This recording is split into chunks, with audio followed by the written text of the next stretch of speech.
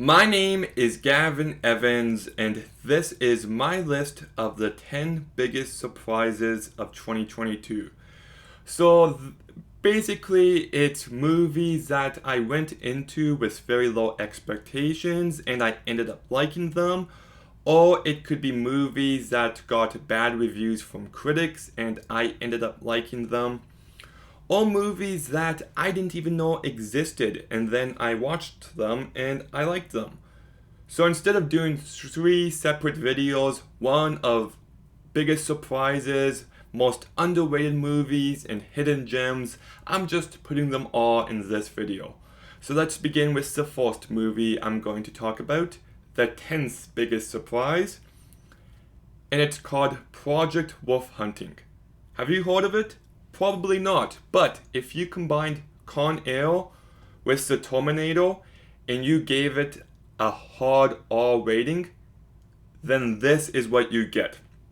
Like, the movie isn't perfect. It's too long, it lacks focus, but if you just want to watch a movie filled with tension and thrills, this is the movie to go to, and I gotta repeat myself, this movie is brutal. So, I enjoyed it, and I think if more people saw it, they'll like it as well. The ninth biggest surprise is this movie called I Love My Dad.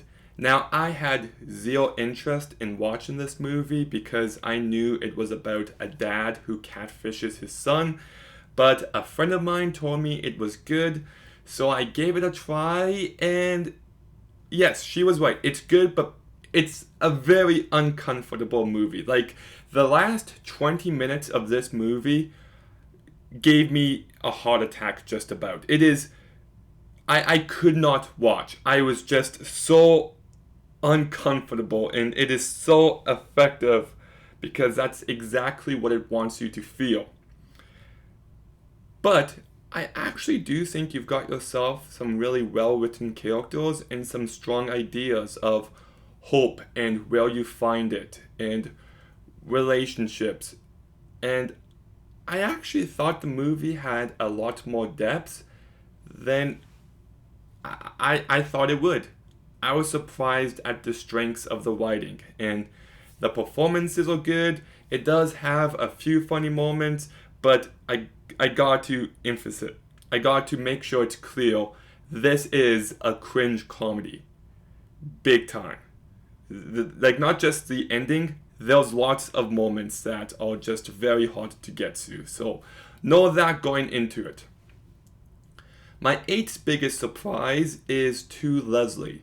Now, I had no idea what this movie was, but then all of a sudden, a bunch of actresses and actors started talking about Andrea Riseborough's performance in this movie, and then she got nominated, which just came out of nowhere for most people. A complete game changer, if I'm being honest. So I gave the movie a watch, and yeah, like, she really deserved that nomination. She is absolutely incredible here. She adds so much depth and emotion to a movie that could have been just typical Oscar bait. She's just that good. And I also thought Mark Maroon was really good as well. There was some real emotion present. There was some real strong writing. I thought the character arc was really effective, and I loved how the movie ended on a hopeful note. So I went into it expecting boring Oscar bait, and I left being like, yeah, that's a hell of a performance, and that's a really good movie. My seventh biggest surprise is Weird, the Al Yankovic story. And it's, when I heard they were making a Weird Al biopic, I had zero interest because I hate most music biopics nowadays. I liked Elvis, that came out this year as well, but it's just the same formula, rinsed and repeated time and time again. It's just, I'm tired of them. Please stop. And then I found out what this movie really was, and I'm just like, oh, that's great. And it's a spoof comedy. It makes fun of music biopics. And I thought it was really good at that. I laughed really hard quite a few times while watching it. I thought Daniel Radcliffe was just great. And it's just the type of movie we don't get anymore. I do think it falls apart a bit in the last act. It goes a bit too over the top, but I still really enjoyed this movie. My sixth biggest surprise is Orphan Forced Kill. Now, I really like the original Orphan movie, but I never thought it needed a sequel or a prequel. And the fact that they got the original actress to come back for it was just the worst decision I've ever heard regarding a movie in my life. She played a kid in the original. The character doesn't age, and it's a prequel that takes place before the first movie, and they're casting the same actress who's like 12 years older. Like, just, I could not comprehend that decision. But they pulled it off. The performance was really good, and I totally bought into it. And just that alone blew my mind. And it doesn't hurt that this movie also had a few fun twists and turns that kept this movie interesting. For the first little bit, I'm like, okay, it's more of the exact same.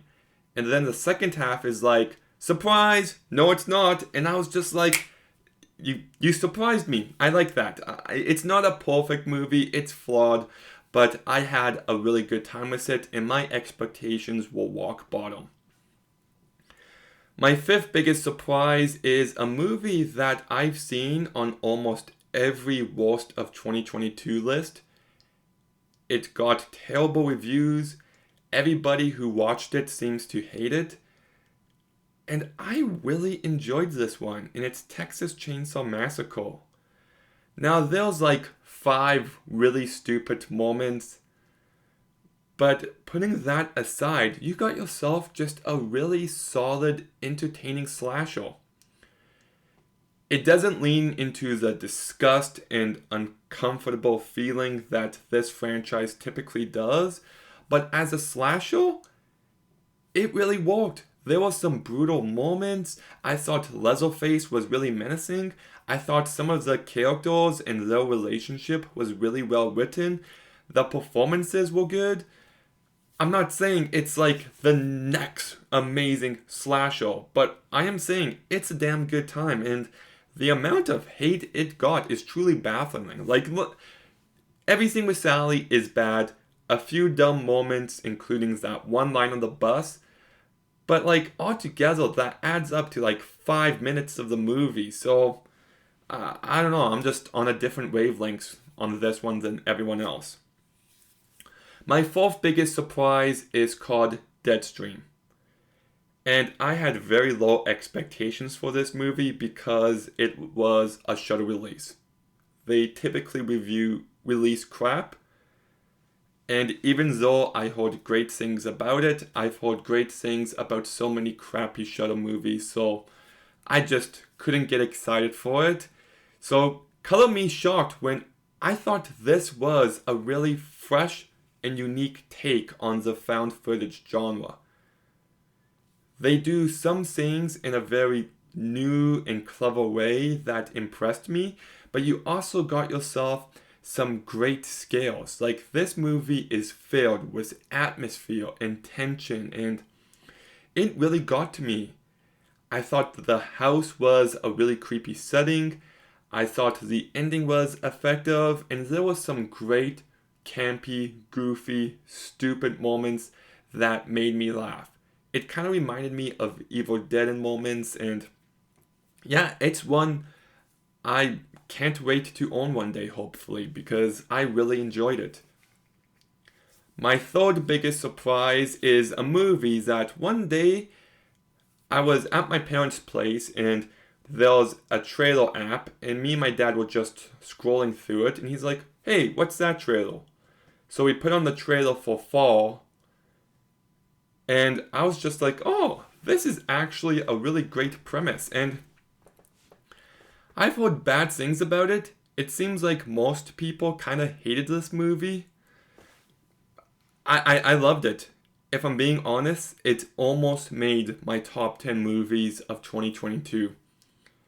It was just one of my favorite theatrical experiences. My hands were sweaty the entire time. I found this movie to be so intense, and you really feel the height, and that with one slip, these characters could die.